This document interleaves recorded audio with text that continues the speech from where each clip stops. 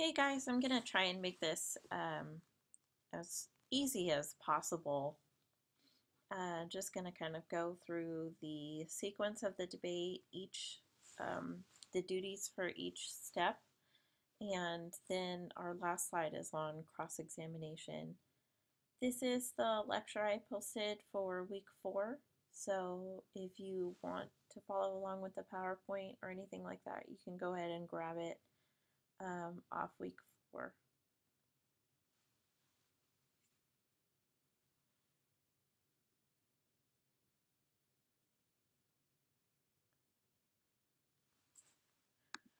Okay, so this is the sequence. Um, it's just going to go in this order. If you notice, the first, second negative constructive and then the first negative response go together. So that's just something to kind of be aware of. Negative is going to go twice in a row. This is because the affirmative starts with the burden of proof. So they get to go first and last. They get to have the first word and the last word since they have to overcome that burden.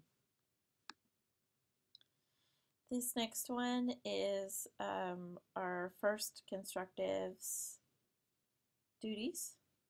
And so the first affirmative constructive is going to come out, and this is, again, if we remember, it's going to be really similar to uh, what we were doing for our first argumentative speech, the one we did in week 3.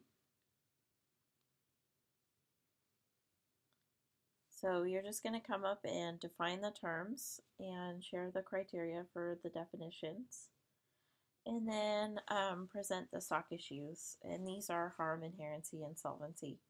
You want to include as much as you can in all 3. And then whatever you can't get to, your second affirmative can get to. The first negative constructive is going to come up and refute the definitions. If you say, are arguing school children, and the first affirmative comes up and says, well, we think of school children as being K through 12, but you guys really only want to focus on K through 6 or high school or whatever, you can come up and as long as you have a reason, you can say, no, we disagree with how they're defining better. Like, we think better should be this, or, we think something should be this other thing.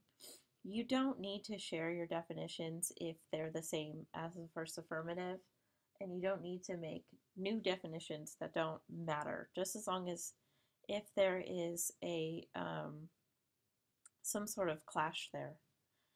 You're also going to start off with your plan of attack.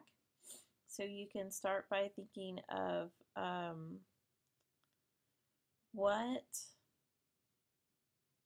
how are you going to defend the status quo? Do you want to go with it doesn't need to be changed? Do you want to go with some sort of counter plan? Or there's this idea of using a minor repair, which means that over time it may fix itself, or just with one little tiny fix it might fix itself. So some people, if you're arguing for the drought, for example, some people might say, no, we don't need to conserve water, or we don't need to do anything because it's going to fix itself. Eventually it will fix itself. Or you can say, well, no, we're conserving enough water, that's fine, that'll get us to until it fixes itself. Whereas the first affirmative might be saying, no, we need to, reopen our desalination plants, we need to pump our sewers with recycled water, blah, blah, blah, making all these major changes. Then you can start to attack the points the first affirmative made in their speech.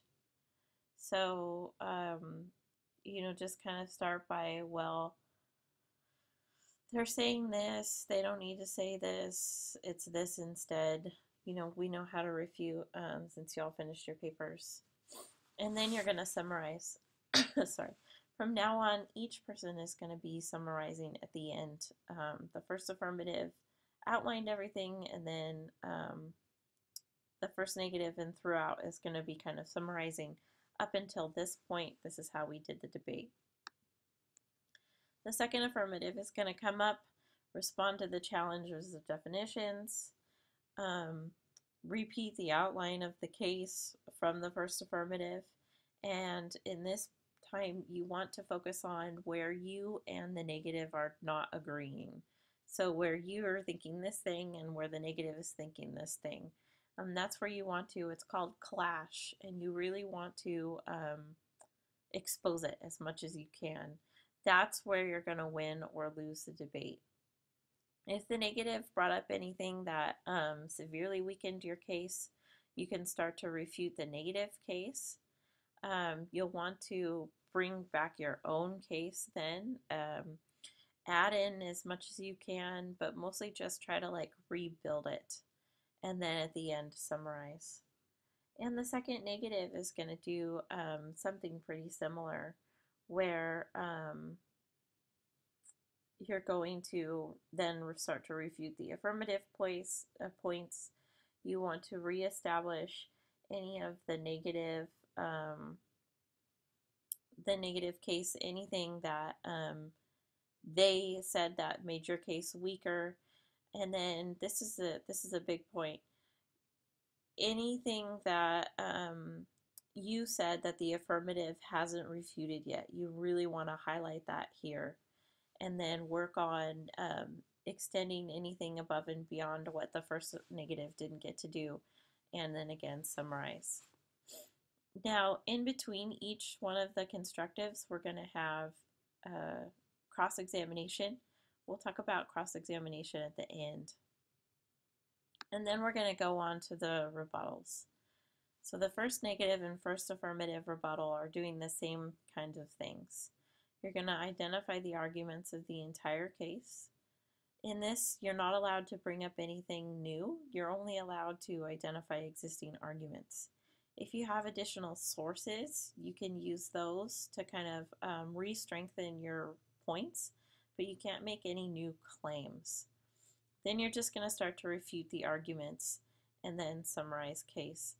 In this, you can just go through your flow sheet, just look for areas of strong clash, look for anything that hasn't been refuted yet, and then at the end, remember to say, you know, this is our case, this is what we say, just to kind of reestablish it in the minds of the audience. Then the second negative and the second affirmative are going to do the same, except they don't need to identify the entire case because it's already been identified. You're just going to continue to go through the flow sheet and refute any arguments that are remaining, anything that you can that is just kind of left, and then at the end summarize. This is the part where my students typically have the most trouble because this is impromptu. You're not going to know what the arguments are until we get to this point. So you need to prepare as much as you can. And I realize it's impromptu and I just told you to prepare, but you need to bring sources, more sources than you think you're going to need. You need to have things that you anticipate the other side saying and save them for this point. You need to use the answers you get to your cross-examination questions here. You need to definitely fulfill the time. It's only 2 minutes, but I've had students just completely give up in this. And if you can't think of anything to refute, at the least, rebuild your case and then summarize. So in between our constructives, we're going to be doing some cross-examination questions. So after, say for example, after affirmative goes, then we get the negative gets to ask questions. And these are 2-minute sessions each, so you need to have some questions kind of pre-prepared. And there's a couple things that we're going to do here. The reasons that we do the cross-examinations, the biggest one is to just clarify if there's anything that you missed on your flow sheet, if you think that you may have misunderstood something that they said or misinterpreted something that they said, you can ask a question to clarify. The other one is to expose any flaws or mistakes they might have made, or any arguments. If they say it in the first affirmative and they don't say it in the second affirmative, they've dropped it. So you want to bring that back up because they're hoping that you'll forget about it. And if you don't, then they have to keep responding to it. And that might be a weak area of them. So the second one, or the third one, is to set up strategies. This is where that example from the textbook comes in, where they got them to admit about the time.